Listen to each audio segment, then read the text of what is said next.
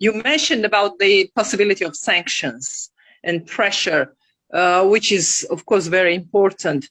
But do you think, don't you think the US can be involved in solving Georgia's political crisis as a mediator? I mean, after two very intensive but still unsuccessful attempts of the European Council's President, personal representative Danielson.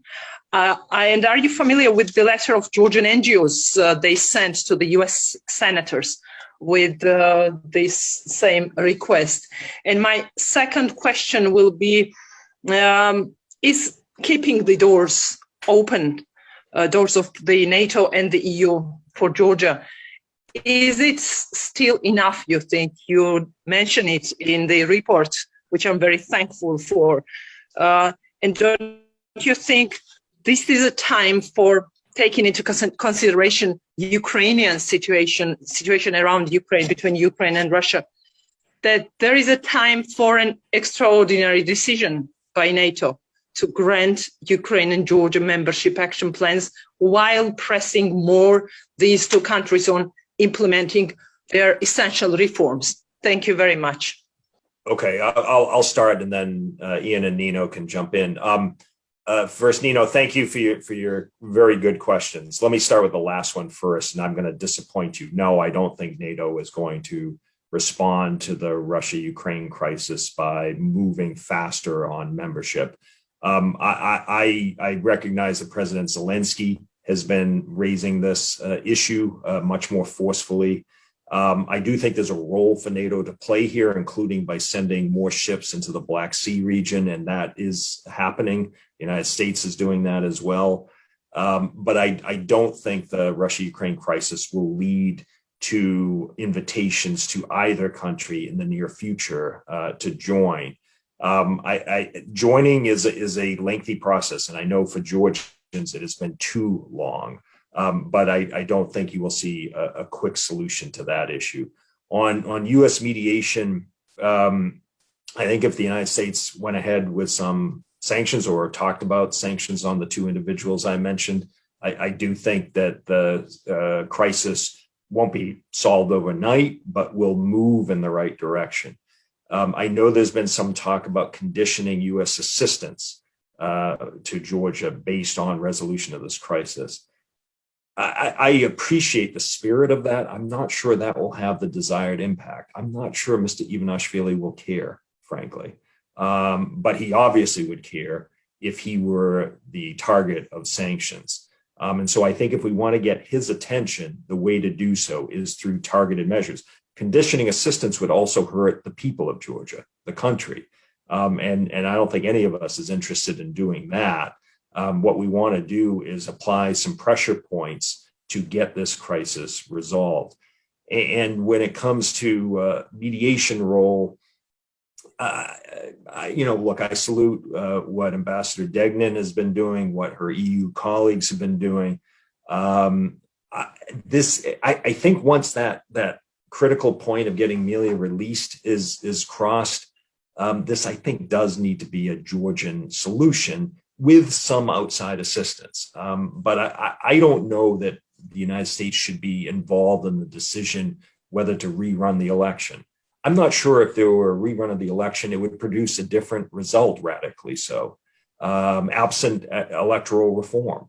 To me, the issue was not whether Georgian Dream got more votes than any other party. The issue was whether they got enough votes to form a government without having to form a coalition. That, I think, is the tricky thing. And I'm not sure a rerun of the election would produce a different result. There were problems with the election. There's no question about it. EPRC and Transparency International, local organizations have documented these. The International Republican Institute, National Democratic Institute, and ODIHR have also documented these. Georgian Dream obviously just focuses on the positive things that are said and overlooks the criticisms and the concerns that were expressed. But I don't know whether it's for the United States to weigh in on whether Georgia needs a new election. I would hope that once the Melia is released, sits at the table, the opposition takes its seats, that they can sort out the best way forward. Sorry for going on so long. Yeah, I mean, just to add a few things on the issue of the opportunity for Georgia that the situation, the very tense situation in Ukraine represents.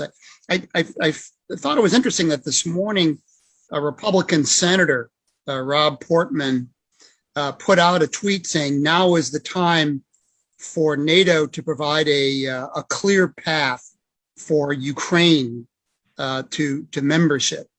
So I think this situation does present an opportunity for Georgia. I agree with David that NATO membership, because of the rule of consensus, is not something which is in the near or even medium term. But I think it's a good time for Georgia to be positioned to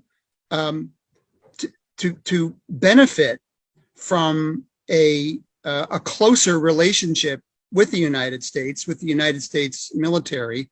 I think, absent the kind of thing that Rob Portman is calling for, the fallback position would be increased U.S. involvement in terms of training, pre-positioning of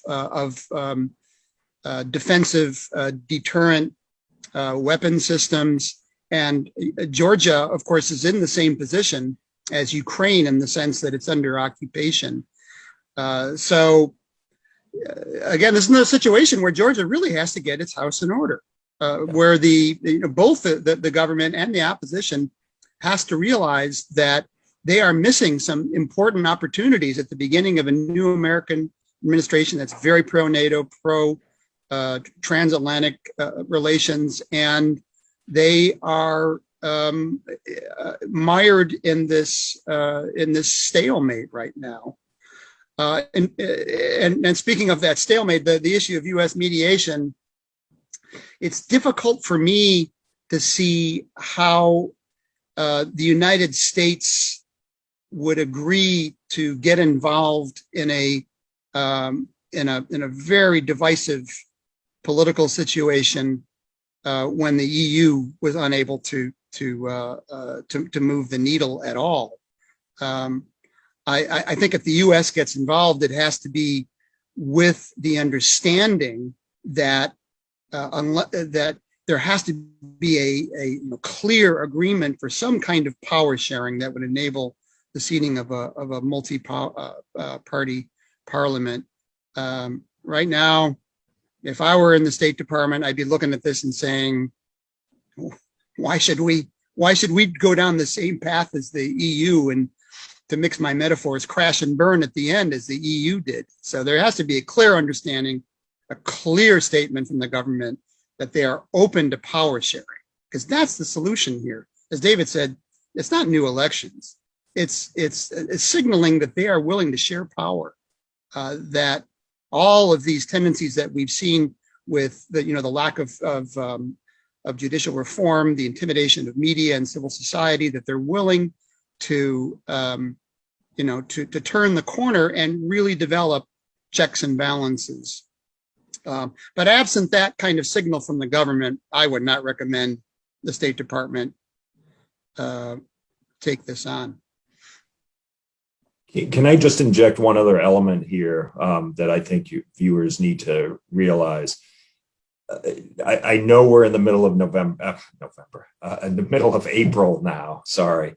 And so it's almost 3 months that the Biden administration has been in office, but they do not have their full team in place yet. I believe there are only 3 officials who have been confirmed by the Senate in their positions, maybe 4 if you count the UN ambassador. But there's no assistant secretary for European and Eurasian affairs. George Kent, who does a terrific job, the deputy assistant secretary, also has responsibility for Ukraine and Belarus and Armenia and Azerbaijan. And so George is not in a position to play the role of mediator. Ian and I, not in the report, but offline, have discussed maybe there should be a kind of visit by some senior members of Congress to show interest. And that's possible, but traveling during a pandemic makes it almost impossible. Hopefully the pandemic is reaching its final stages. And if it does so, then perhaps you could see some visits by members of Congress. I certainly don't want to speak for them. I can't promise anything for them. But I do sense that there is interest and concern in Congress, and some people might be willing to offer their services as a kind of special envoy or a congressional delegation that would visit, and maybe they could help provide some impetus, but they're also not going to be able to provide a sustained mediation effort. And so I think expectations need to be reined in a little bit.